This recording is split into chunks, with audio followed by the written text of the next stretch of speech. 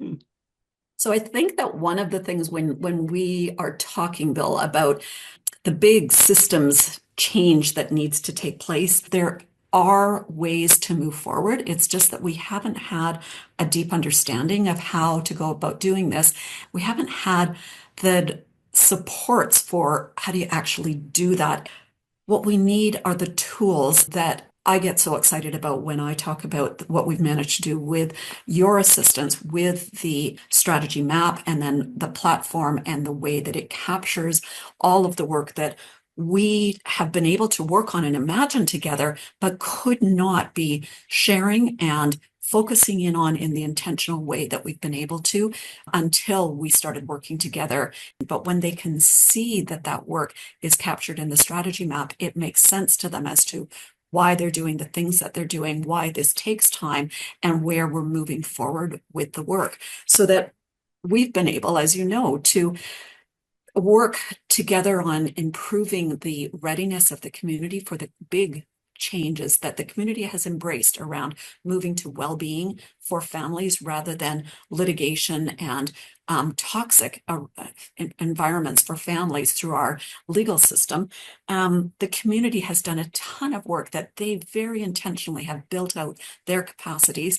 And then the court system was willing, because they could see that this was happening, they were willing to take the step, a really big step for a court, to try something new. And essentially, rather than judges continuing to be engaged in the fight of family law that really is ripping families apart mostly, what they're doing is empowering families to get the kinds of supports that the community is ready to provide for them.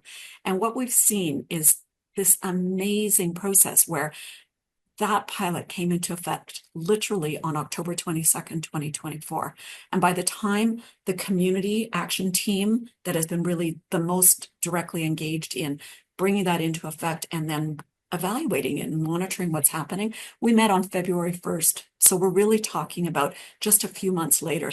And by then, what people were telling us is that the courtrooms are almost empty, that the only matters that are left are the most serious domestic violence and high conflict parenting issues, that families are being referred to the Family Resource Network, and from there are being given access to programming and to the supports that they need. We're hearing from those clients' lawyers that they're thrilled. It's really interesting because we brought people into this collaboration who didn't have experience doing big systems change, often didn't have experience with the justice system, and probably felt a little intimidated about it. And I would say to you, they now have a deep understanding of it. They actually are systems players. When they call me and talk to me about things, they're thinking about this across the system and they're strategizing and moving forward with these things. And the community is really so much more sophisticated in its ability to work together. And I think this will carry through in many ways as we go forward, not only with this change through the core processes, but thinking about other ways that we can improve the way that families deal with their challenges. I think that people almost saw the court system as the big immovable thing that we had to work around. They didn't realize that that's just a system and we created it. And yes, it's been there for a long time, but that doesn't mean that we can't change it. And that happens because they can all see that they're working together on these issues. People, when they can take the time to look at just the strategy map alone, they're very excited by it. And they're very excited by the story that we're able to tell, that we're making the shift to have better outcomes for families. Because most people with any experience in the family justice system would tell you that it's not a system that has good outcomes for families, and they're concerned about it. They just didn't know what to do. And so there's a great deal of enthusiasm. And when we can then show people who perhaps have even been involved in working within this system and have felt defeated by the need for change.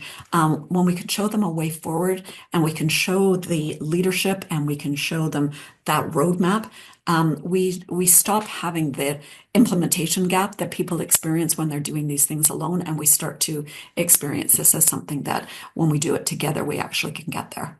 We've built relationships and we've built the trust by being able to share these ideas and by the tools that you have shared with us. There is a formal justice system, as in people think of the courts, but there are so many other players that are engaged with this. And what we're able to do with the strategy engagement approach is to allow each of the players in that very big, diverse system to think about, so what's the role I play and what could I do differently to be in alignment? Because the understanding is there, the desire is there, and they can start to do that. And it doesn't actually then cost a lot of money to make those changes, because these are areas that people have within their mandate, within their responsibility, and they have the control to start to do things a little bit differently, right down to the court being willing to write a different process. People say, am I in the wrong courtroom? Because they're used to not being able to get in the door. It was so full of people. But also the things that are left, there's this different feel to it. And there was a person who had attended court about 2 weeks ago. And this woman said, I used to work in the court system. She must have been in some kind of an advocacy role, maybe a social worker, I'm not sure. And she said, I have never been in a courtroom that had this sense of support and that had this attitude. I cannot believe what I've observed here today. And again, that's that shift in mental model, that we're moving away from something that was so hard and so frightening for people. And instead, we're talking about the supports and the skills that families need so that they will do better.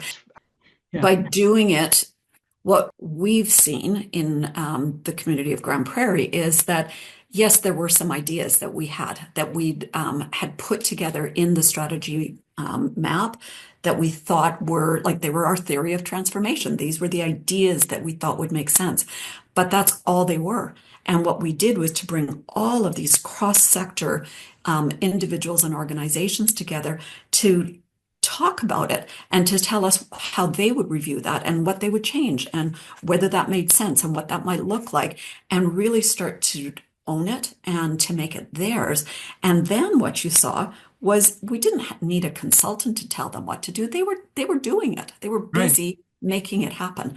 And that's the shift, is that we're empowering the community to own its system and to change, just like we're empowering families to get the supports they need, not to sit in a courtroom and fight with each other. Right. And that's why we call it community strategy engagement. Exactly. This is how we do strategy in a way that engages people in co-creating the solution. Yeah. And because they're co-creating it, they implement it.